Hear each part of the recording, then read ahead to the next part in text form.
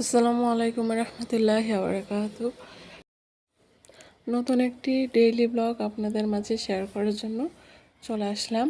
আর সবাই আল্লাহর রহমতে নিশ্চয়ই ভালো আছেন। তো চলুন রান্নার দিকে চলে যাওয়া যাক। তো এখানে আমি মুরগির রোস্ট রান্না করব আজকে। তো সেজন্য এখানে আমি 2 পিস মুরগির রান নিয়ে নিয়েছি আর কি, যাই হোক। তো এর ভিতরে আমি এখন লবণ আর মরিচের গুঁড়া দিয়ে মেখে নিচ্ছি। আজকে আর কাঁচামরিচ দিয়ে মাখলাম না, মানে কাঁচামরিচ বাটার ইচ্ছে করতেছিল না, তো সেজন্য আমি এখন আজকে গুঁড়ো মরিচ দিয়ে এটা করব। তো এটা মেখে রেখে দিয়েছি আর এদিকে আমি কড়াইয়ে পর্যাপ্ত পরিমাণ তেল দিয়ে দিয়েছি। তো তেলটা যখন গরম হয়ে আসবে তখনই আমি এই লেগ পিসগুলো দিয়ে দিব।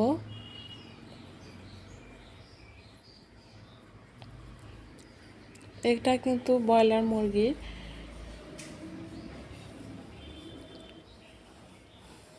যেদিকে লেগ পিসটা ভেজে নিচ্ছি আর এখানে আমি পোলার চালটা ধুয়ে নেব, যেহেতু আমি রাইস কুকারে পানি গরম করতে দিয়েছি। তো রোস্ট হতে তো বেশি সময় লাগে না, তো ভাজার পরে আমি এই চালটা ভেজে নেব। তো সেজন্য আমি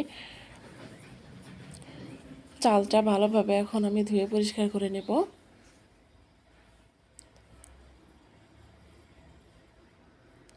তো এপিট করে আমি ভালোভাবে এত ভেজে কিন্তু নামিয়ে নিয়েছি।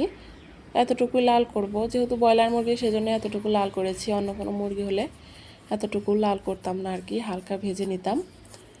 তো এখন কড়াইতে আরেকটা মানে আমি তাওয়া নিয়ে নিয়েছি। তো এখানে আমি পোলার চালটা ভেজে নেব।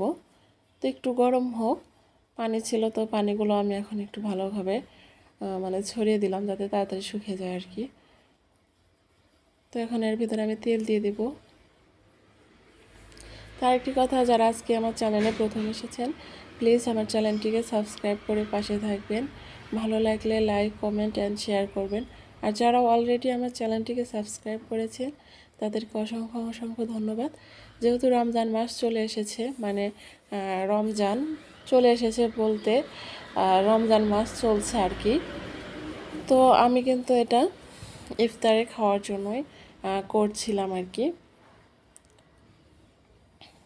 তো এখন আমি এর ভিতরে আমি পেঁয়াজ কুচি আর গরম মশলা দিয়ে দেব। দিয়ে এই ভিতরে এখন চালটা দিয়ে আমি ভেজে নিচ্ছিলাম।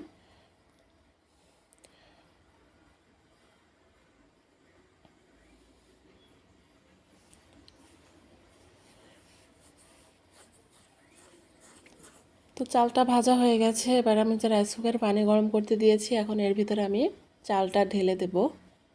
তো আসলে পোলা রান্না করতে কোনো প্যারাই হয় না, মানে যেহেতু রাইস কুকারে রান্না করা হয় তো সেজন্য কোনো প্যারাই লাগে না। আর মানে পানিটা পরিমাপ মতো দিলেই হয়, দিলেই দেখা যায় যে পুড়ে যাওয়ারও কোনো ভয় থাকে না। আবার একটু চাল চাল থাকলেও কিন্তু সেটা ওই ভাপেই সিদ্ধ হয়ে যায়, মানে রাইস কুকারের যে তাপ সেই তাপেই কিন্তু সিদ্ধ হয়ে যায় অলরেডি। তো আমি রাইস কুকারে চালটা বসিয়ে দিয়ে এসেছি। আর এখানে যে হাঁড়িতে আমি মাংসটা ভেজে নিলাম সেই হাঁড়িতে এখন পেঁয়াজ বাটা দিয়ে দিলাম। এখানে আর কোনো তেল দিইনি, যে তেল ছিল সেই তেলের ভিতরে আমি দিয়ে দিয়েছি, যেহেতু অনেক তেল আছে আর তেল দেওয়ার দরকার নেই।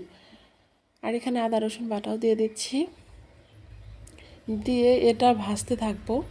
আসলে রোস্ট রান্নার সবচেয়ে মূল বিষয় যেটা, সেটা হচ্ছে এই মশলাটা ভাজা। তো মশলা একটু ভাজা কম হলে কিন্তু দেখা যায় যে আপনার গন্ধ করে আর কি। তো এখন দেখুন আমি কত সুন্দর করে ভেজে নিয়েছি সময় নিয়ে। তো ভাজতে ভাজতে যখন একদম তেল উপর দিয়ে ছেড়ে দিয়েছে, মশলাগুলো আলাদা হয়ে গেছে, তখন এর ভিতরে আমি পানি দিয়ে দিলাম। তো পানি দিয়ে এখন এর ভিতরে আমি দিয়ে দেব প্রথমেই দই। আর দইটা কিন্তু এখানে আমি মিষ্টি দই দিচ্ছি।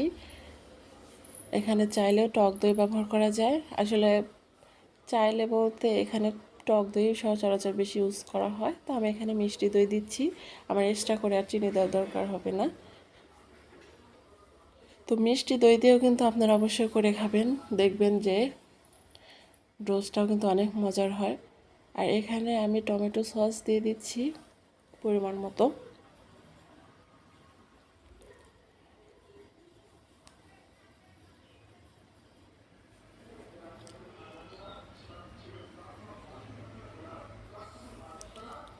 তো এর ভিতরে লবণ দিয়ে আর একটু সামান্য মরিচের গুঁড়া দিয়ে আমি এটা ভালোভাবে কষিয়ে নেব। তো আমার কষানো কিন্তু শেষ। এখন যখন তেল ছেড়ে দিয়েছে তখন আমি এখানে লেগ পিস 2টাও দিয়ে দিলাম,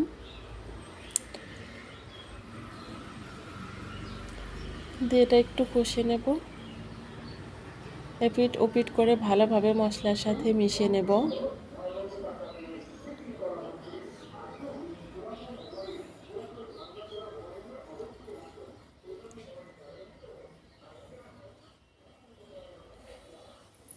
আর এখানে সিদ্ধ হওয়ার জন্য কিন্তু দুধ অ্যাড করব। এখানে আমি সামান্য একটু পানি দেব আর বেশি পরিমাণ একটু দুধই দিয়ে দেবো এর ভিতরে। তো দুধ দিয়েছিলাম, সেটা স্কিপ হয়ে গেছে। তো যাই হোক, এখন নামানোর আগে এখানে ফ্লেভারের জন্য আমি কয়েক টুকরা কাঁচামরিচ দিয়ে দিলাম।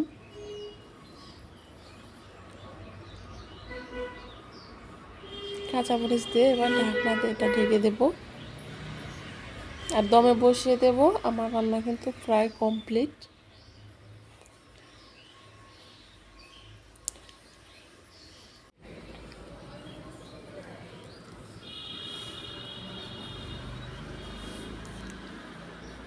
এই তো আমি খাবার নিয়ে চলে এসেছি।